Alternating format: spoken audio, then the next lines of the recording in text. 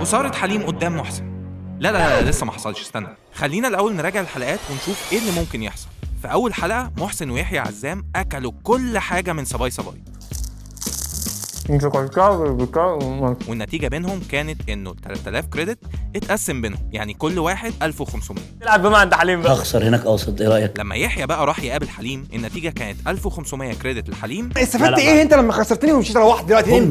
هتنام مرتاح؟ هم هيناموا. هتنام مرتاح؟ وبكده في أول حلقتين محسن جمع 1500 وحليم كمان قدهم. وبعدها عمر الجمل راح لمحسن ب 3000 برضه، بس محسن أخد منهم 2000. اعطيت لاخوك 2000 جنيه كريدت. يا عم خد انت البس البتاعه دي وانا جبت لك زرع مش هتعرف طعمه. وده معناه ان محسن معاه 3500 كريدت. باركولو ده لسه عريس جديد يا جماعه. اما مع حليم بقى عمر خسر، وحليم قدر يجمع 2100 كريدت في الحلقه، ده بعد شفقه فريق طلبات. عمر ما جاش يعني. فاقول لي الكريدت بتاعي 2100 عشان شفقه. السؤال بقى، هل حليم يقدر يكسب محسن ولا بعيده كده عليه؟ كله هيبان السبت اللي جاي. وما تنساش تقول لنا بتشجع مين.